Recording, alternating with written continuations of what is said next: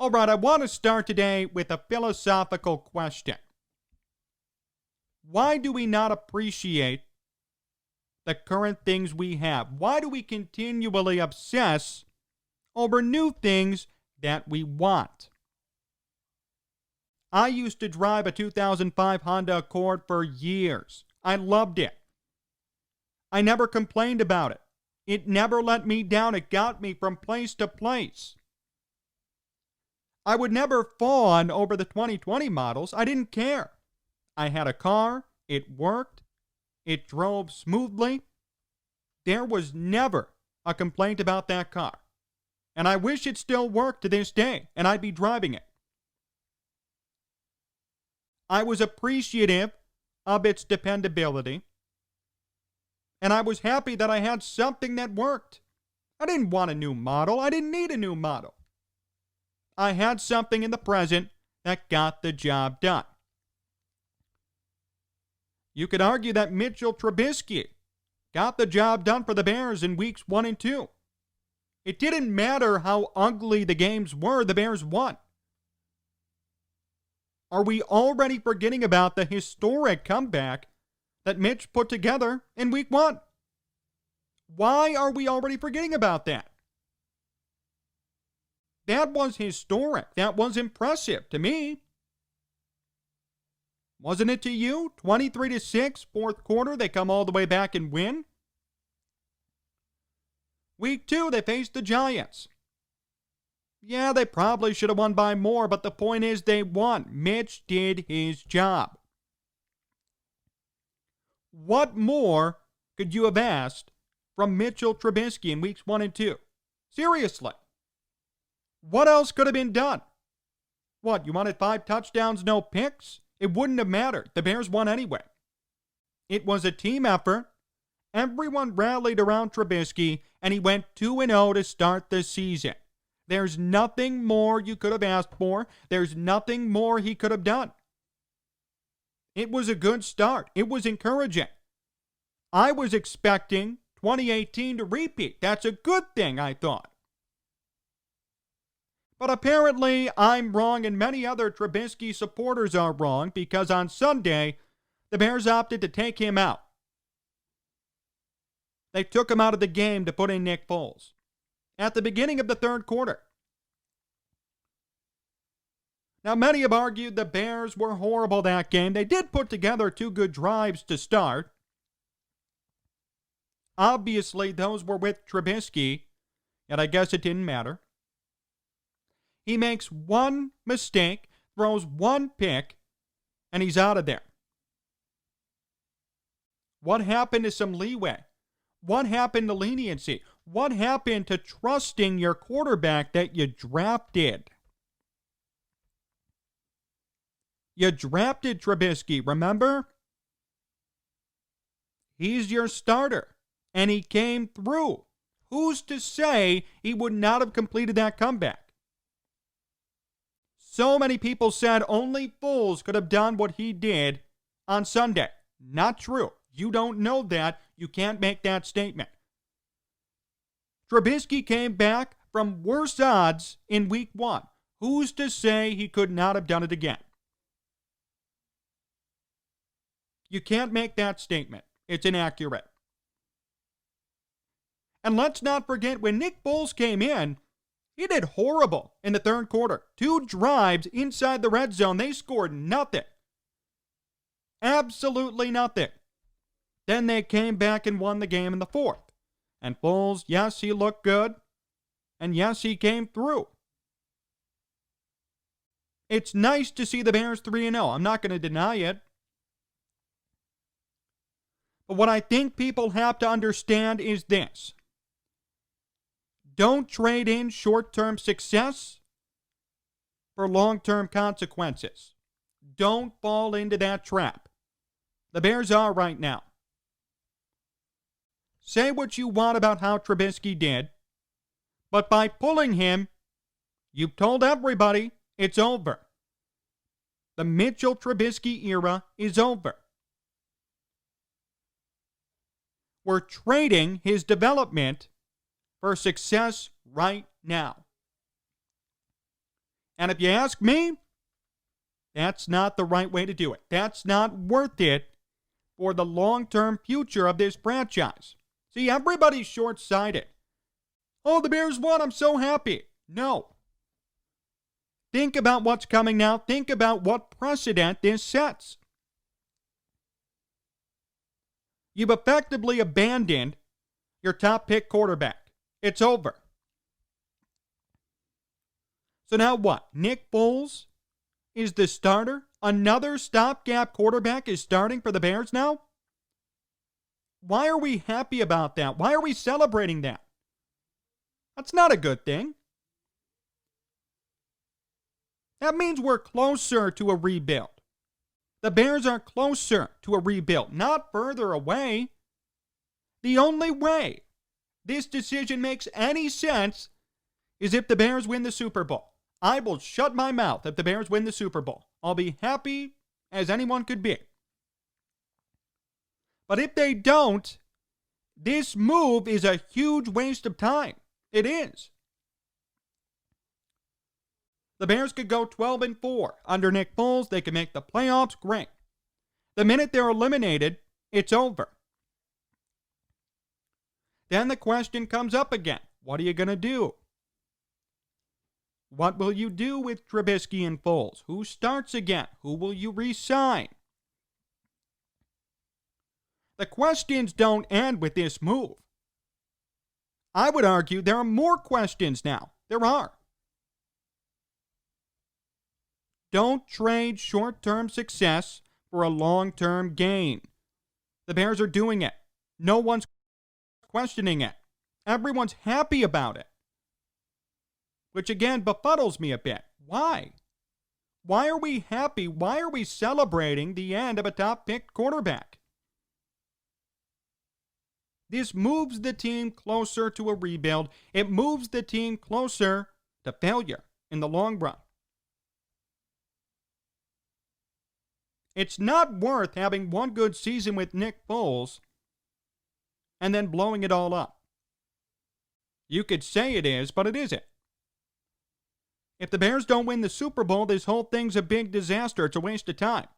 Because we know Nick Foles will not repeat what he did this year. He'll never repeat what he did with the Eagles. Ever. That's not happening again. You could believe it. You can think about it all you want. It's not going to come here. This is a much different situation.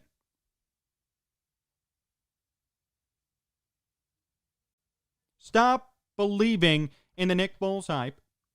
Stop celebrating this move and calling it the end of the Trubisky era. Here comes Nick Foles. He's going to save us. You don't know that, and I would say he isn't. I want to read you this article for a second. It was a snippet from CBS News, okay?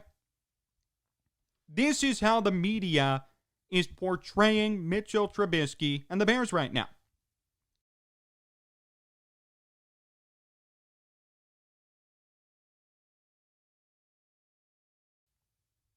The good news for the Bears is that they were able to start 2-0 despite Trubisky.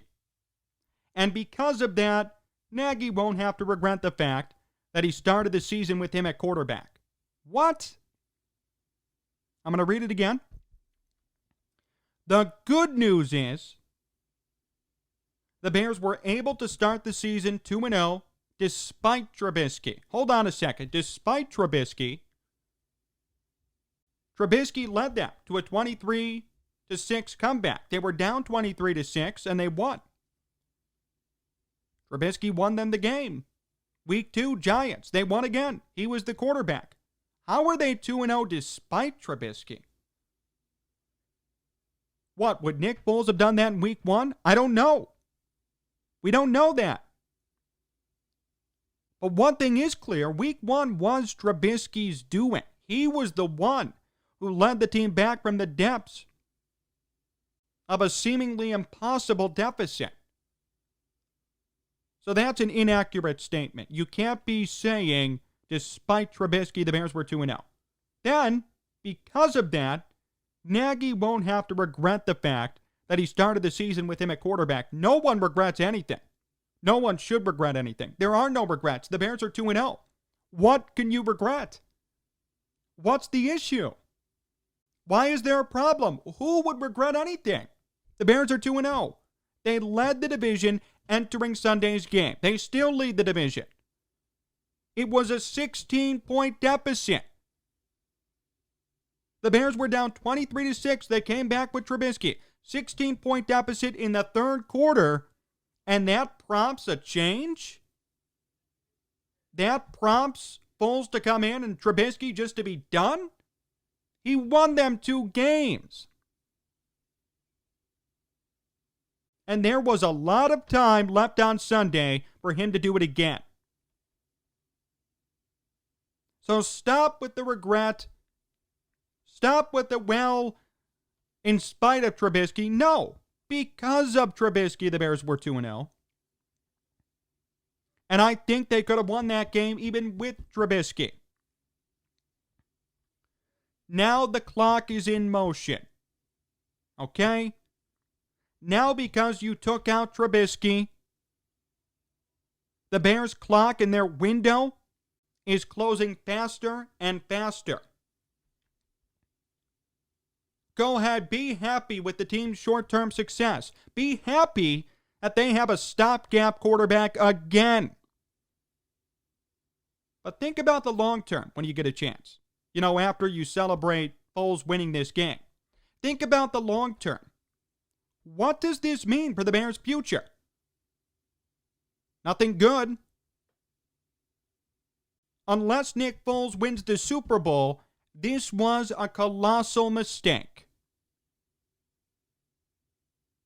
To give up on your top quarterback after winning 2 games, what kind of precedent does that set? He could not have done more for you. And you bench him. What does that say to people watching? There's no conceivable reason to bench Trubisky. There wasn't. And they did, and they won, and everyone's happy. Go ahead. Go ahead, be happy. Because at the end of the season, the anger will come out again. People will not be happy anymore. People will realize, well, now that we did that, who's the quarterback now? Foles again? Go ahead, trust Foles for a whole season starting in week 1 next year in 2021. See how that works out. Stop being short-sighted. Stop looking at one comeback win, the same thing that Trubisky did week 1, and declare he's a superstar. There's a long way to go.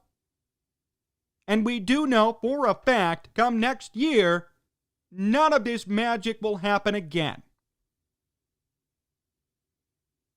So if that's how desperate you are for wins, so be it. I'd rather see the team actually build from the bottom up. I'd rather see them construct their own team, draft their own quarterback, not use a stopgap for a year and toss him to the trash heap, like they've done many times in years past. This was not the right way to approach it. And I can't believe that so many people are happy about this. Long term. Think about the long term. Right? Why do we obsess over new things? Trubisky's the Honda. He worked. He got the Bears from place to place. He won them 2 games. He didn't crash on the side of the road. His engine didn't give out. He was doing fine. But the Bears were fawning over the 2020 Honda. They desperately wanted to buy it, and they did. And sure, you could be happy with some of the new features. Maybe it has satellite radio. Maybe it could park for you. But the 2005 one worked. Good. And with the 2021, you really don't know what you're going to get. Maybe it'll be good at the beginning, but what if something goes wrong? Then you're really in trouble. But no one thinks about that. Everyone's short-sighted. People want success now. It would be more rewarding to build this team from the ground up. It would be much more rewarding to see Mitchell Trubisky lead this team, and you cannot argue with me on that. Bears fans should be in 100% agreement on that.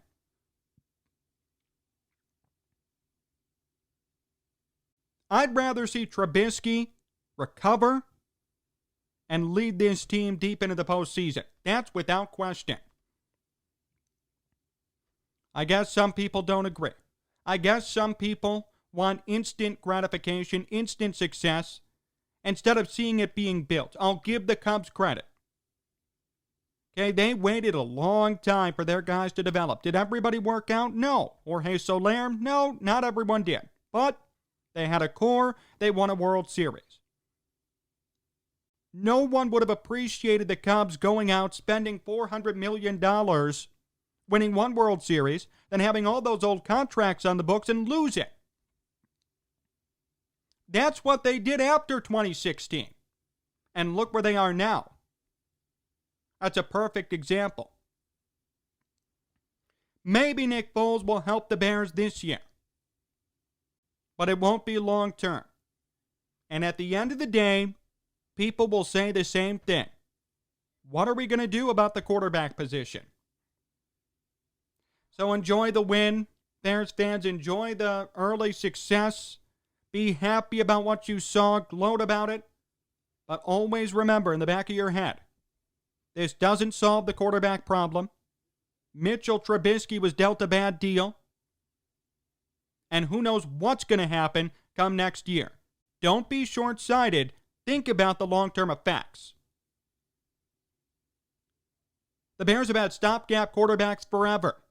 They've never had a franchise guy. How about we hope for a franchise quarterback, not just another stopgap who's going to do good for 1 or 2 years? More to come here on Sports Talk Chicago. My interview with Mark Schanowski comes up next, so stay tuned.